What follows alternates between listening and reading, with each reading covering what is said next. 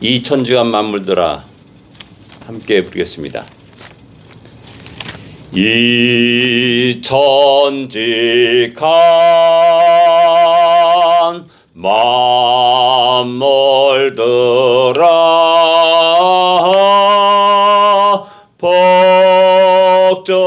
복주시는 주 여호와 전능성부 성자 성령 찬송하고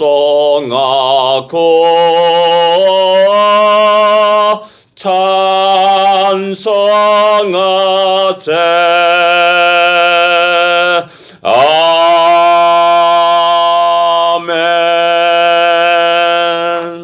아멘. 복 주신 여호와 하나님께 찬송하며 영광을 돌리는 복된 하루가 되기를 원합니다. 341장 십자가를 내 가지고 통일찬송가 367장입니다. 통일찬송가 367장.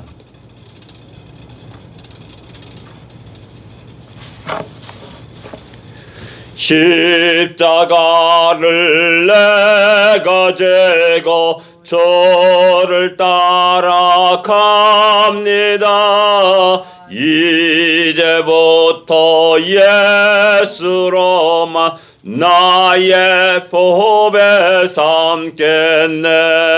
세상에서 복이 영화 모두 잃어버려도 주의 평화 내가 받고 영생 복을 받겠네. 주도 곤욕 당했으니 나도 곤욕 당하리. 세상 사람 간사하나 예수 진실합니다. 예수 나를 사랑하사 빛난 얼굴 보이면 원수들이 미워해도 염려할 것 없겠네. 내가 발박 당할 때에 주의 품에 안기고 세상 고초 당할수록 많은 위로 받겠네. 저가 주신 기쁨에 기뻐할 것 무엇냐. 주가 나를 사랑하니 기뻐할 것뿐일세. 아멘. 아멘. 우리의 십자가 짊어지고 오늘도 힘차게 믿음의 발걸음을 내딛는 복된 하루가 되기를 기도합니다. 신앙 고백드리겠습니다. 전능하사 천지를 만드신 하나님 아버지를 내가 믿사오며 그 외아들 우주 예수 그리스도를 믿사오니 이는 성령으로 잉태하사 동정녀 마리아에게 나시고 본디오 빌라도에게 고난을 받으사 십자가에 못 박혀 죽으시고 장사한 지 사흘 만에 죽은 자 가운데서 다시 살아나시며 하늘에 올사 전능하신 하나님 우편에 앉아 계시다가 저리로서 산자와 죽은 자를 심판하러 오시리라. 성령을 믿사오며 거룩한 공예와 성도가 설교하는 것과 죄를 사하여 주는 것과 몸이 다시 사는 것과 영원히 사는 것을 믿사옵나이다. 아멘. 한 해 말씀입니다. 37장입니다. 예레미야 37장 16절부터 21절까지 같이 읽겠습니다.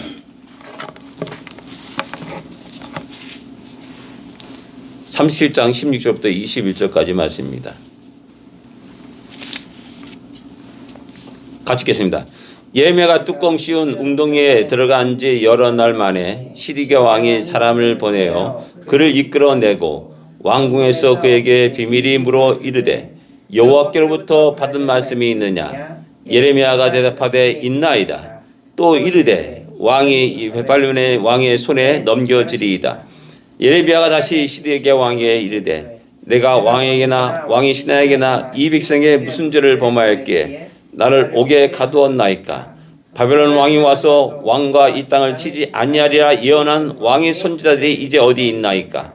내 주 왕이여 이제 청하건대 내게 들으시며 나의 탄원을 받으사 나를 서기관 요나단의 집으로 돌려보내지 마옵소서. 내가 거기에서 죽을까 두려워하나이다. 이에 시드기야 왕이 명령하여 예레미야를 감옥들에 두고 떡 맞는 자의 거리에서 매일 떡 한 개씩 그에게 주게 하며 성중에 떡이 떨어질 때까지 이르니라. 예레미야가 감옥들에 머무니라. 아멘. 남유다 왕궁의 마지막 때의 모습을 이렇게 37장, 48장, 39장에 거쳐서 이야기합니다.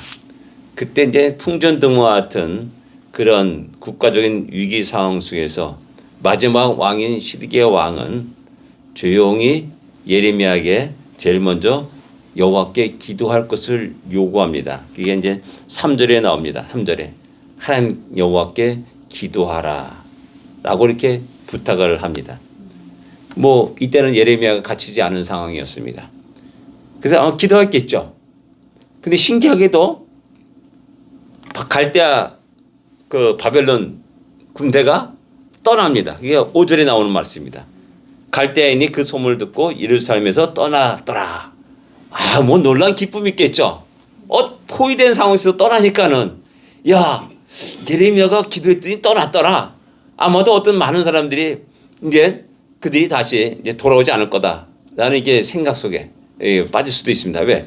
애굽의 군대를 요청했고 애굽 군대가 온다는 소문을 듣고 그들이 떠났으니까는.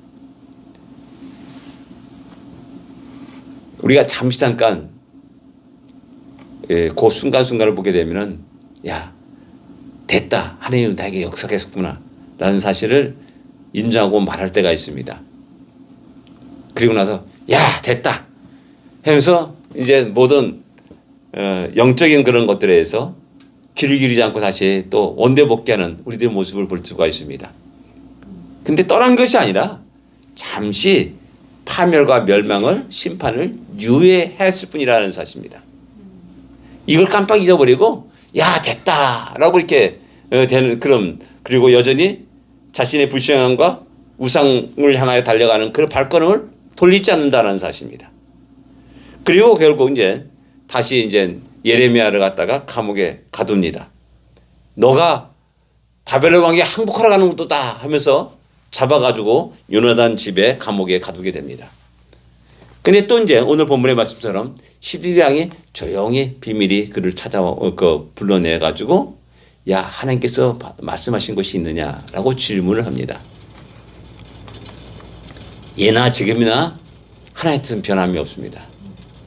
너희가 그렇게 살아갈 때 너희가 그 행위에서 돌아가지 않을 때 하나님은 진노의 심판을 내리실 것이다.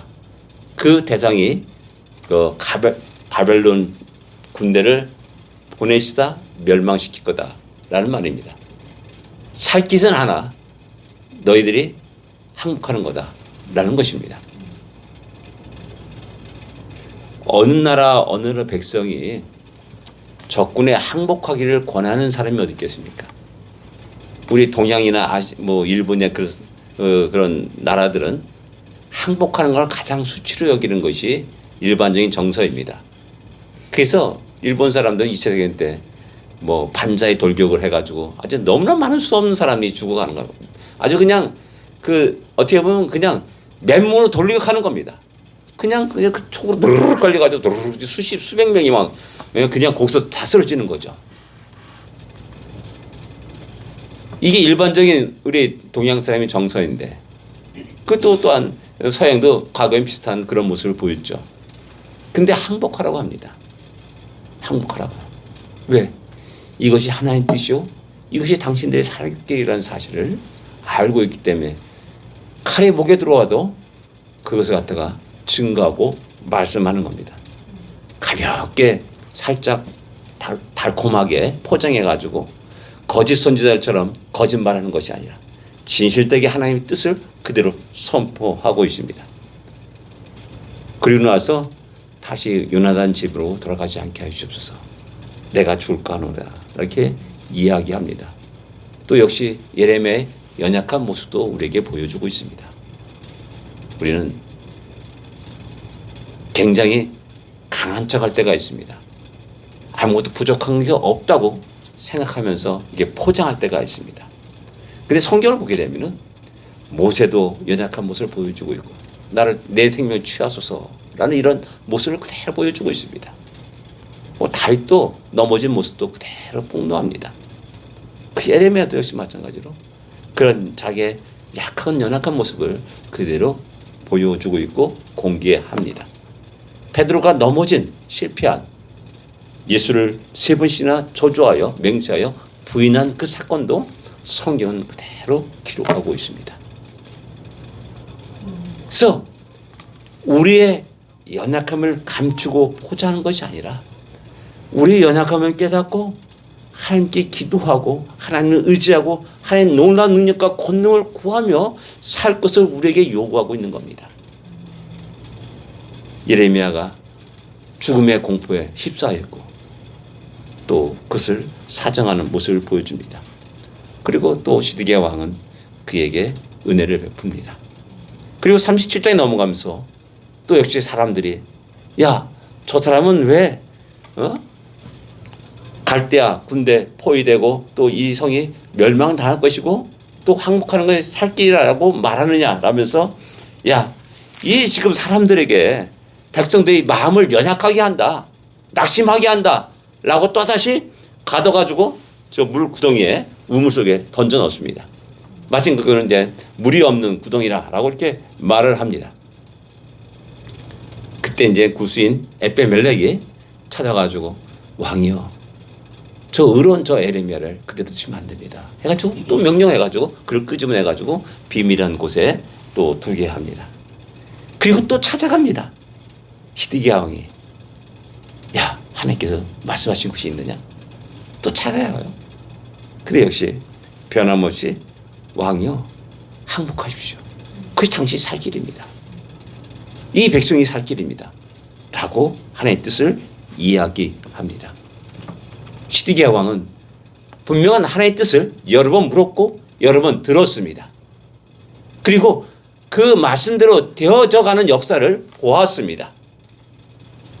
근데 여전히 두려움 때문에 강경론자들이 그 위협과 그 두려움 때문에 야, 내가 그렇게 하면 나 죽어, 큰일 나, 안 돼, 할 수 없어 이렇게 말하면서 야, 너 그 말을 조용히 있어라, 내가 너하고 만나는 얘기를 절대 누구에게 하지 말라 라고 말하면서 만약에 그것을 알리는 순간에 넌 죽는다 라고 말하는 겁니다.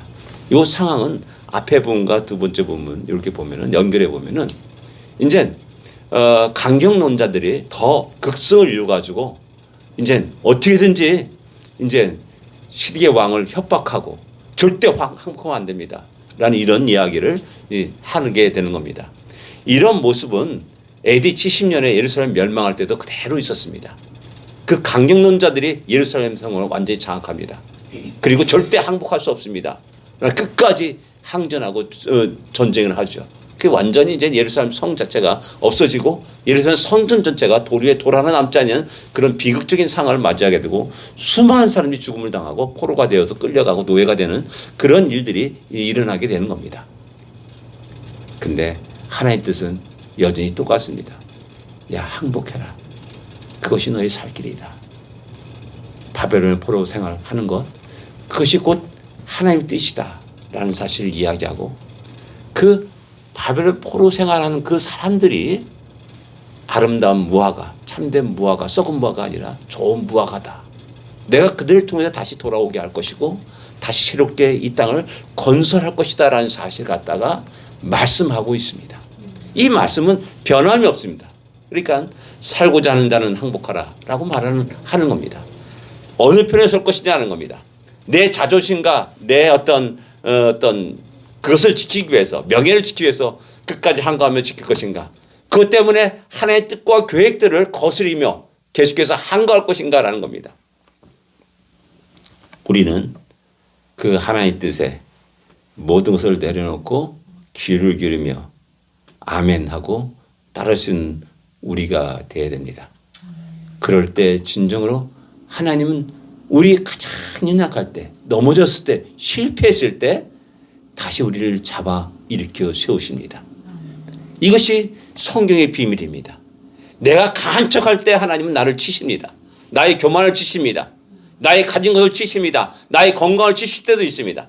그러나 내가 엎드릴 때 나의 연약함들을 그대로 고백하면서 주여 도와주십소서, 주여 살려주십소서, 주여 역사해 주십소서라고 호소할 때, 기도할 때, 간구할 때, 부르짖을 때 하나님 드디어 우리를 일으켜 세웁니다. 그리고 당신의 영광을 드러내십니다. 그래서 약한 자를 들어서 강한 자를 부끄럽게 하시고, 없는 자를 들어서 있는 자를 부끄럽게 하시고, 부족하고 연약한 자, 무지한 자를 들어서 가진 자, 유식한 자를 부끄럽게 하시는 하나님의 놀라운 비밀을 알게 되는 겁니다. 그래서 사도 바울은 내가 약함을 자랑하리라 라고 말하고, 약할 때 가장 강함이다 라고 이야기하고 말하는 겁니다. 이 놀라운 비밀을 우리가 바로 깨닫고 오늘도 힘찬 믿음의 발걸음을 내딛으며 우리의 평생에 주님을 더 의지하는, 주님께 나의 모든 것을 맡기는 그런 우리가 되기를 기도합니다. 기도하겠습니다. 하나님 아버지 은혜를 감사합니다. 주님의 은혜 가운데 하루를 가르 시작합니다.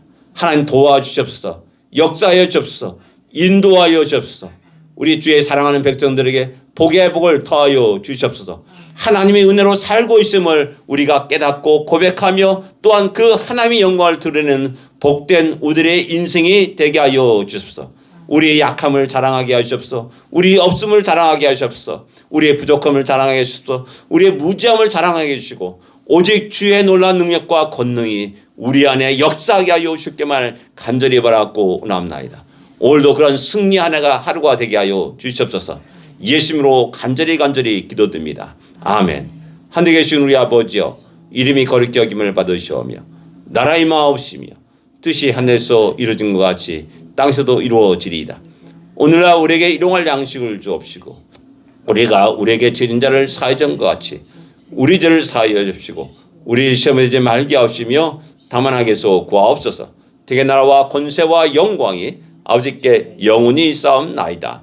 아멘. 승리하십시오.